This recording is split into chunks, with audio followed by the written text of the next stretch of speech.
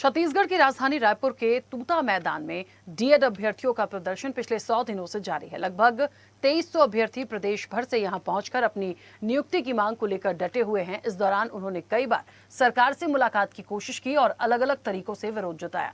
कभी भूख हड़ताल, कभी खून से पत्र लिखकर और कभी घुटनों के बल चलकर उन्होंने अपनी आवाज उठाई। मंगलवार को अभ्यर्थियों ने जल सत्याग्रह का निर्णय लिया और धरना स्थल के पास तालाब की ओर बढ़े। पुलिस ने उन्हें रोकने की कोशिश की, लेकिन कुछ अभ्यर्थी पानी में उतरकर प्रदर्शन करने लगे। अभ्यर्थियों का आरोप है कि सरकार उनकी मांगों पर ध्यान नहीं दे रही है। फिलहाल प्रदर्शन जारी है और वो जल्द नियुक्ति की मांग पर अड़े हुए हैं। पिछले लगभग 100 दिनों से डीएड के जो अभ्यर्थी हैं वो लगातार हड़ताल पर हैं और कई अपनी उनकी मांग है, नियुक्ति को लेकर मांग हैं और लगातार सरकार से इसको लेकर जो है वो गुहार लगाते हुए नजर आ रहे हैं। आज जिस तरीके से एक नज़ारा, एक दृश्य और एक अनोखा प्रदर्शन उनके द्वारा किया जा रहा है। देखिए, डीएड के अभ्यर्थी हैं जो जल समाधि लेकर सरकार को जो है जगाने की काम और सरकार से अपनी मांग को जो है वो रखने का प्रयास कर रहे हैं। सीधे इनसे बात करता हूं कि क्या इनकी मांगे हैं, किस तरीके से इनकी मांग है, आखिर क्यों नहीं सुना जा रहा है। लगातार आप लोग लगभग 100 दिन हो गया अपनी मांग को लेकर जो है सरकार से बातचीत करने का प्रयास कर रहे हैं। आखिर क्या वजह है, किन कारणोंवश जो है आप लोगों की जो मांग है वो पूरी नहीं हो?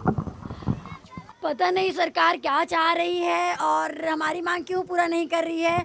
अगर सरकार सुशासन का परिचय देना चाहती है तो हम हमारे लिए तुरंत नियुक्ति आदेश जारी करें सर, क्योंकि ना लगभग 100 दिन हो गया हम यहाँ ठंड गर्मी सब चीज़ गुजार चुके हैं।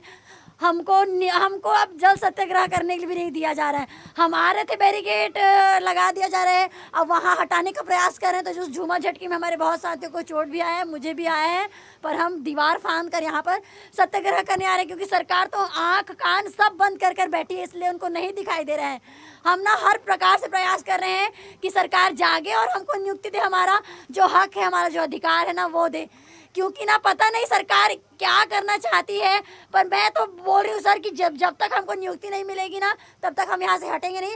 पर मैं अल्टीमेटम देती हूँ सरकार को, 15 दिन के अंतर्गत अगर हमारे लिए नियुक्ति आदेश जारी नहीं करेगी ना तो हम सामूहिक रूप से जहर खा के आत्मदाह करेंगे। उसके बाद 21 तारीख के कैबिनेट में हम लोग को ऐसा धोखा दिया कि कैबिनेट में रखा नहीं। अब बाद में जब हम शिक्षा मंत्री के बंगले पे गए तो मंत्री जी हमारे 5 प्रतिनिधियों से मिले मुलाकात के मंत्रालय में। तो मंत्रालय में शिक्षा मंत्री जी बोलते हैं आपका मांग जायज़ है, मैं आपका मांग भर्ती करना चाहता हूं, लेकिन ये मेरे हाथ में नहीं है।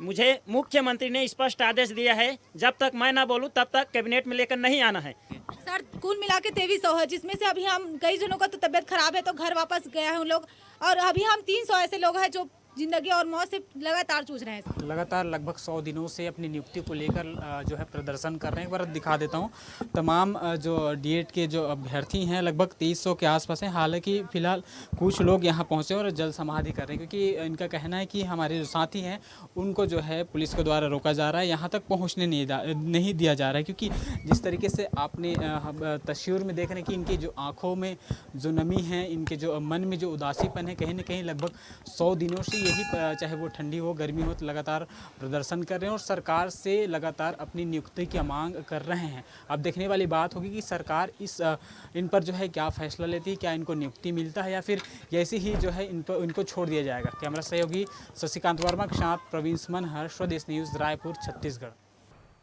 ऐसे ही वीडियोस के लिए लाइक करें, शेयर करें, फॉलो करें। YouTube पर जाकर सब्सक्राइब कर बेल आइकन दबाना ना भूलें और ताजा अपडेट्स के लिए स्वदेशलाइव.com पर जरूर जाएं।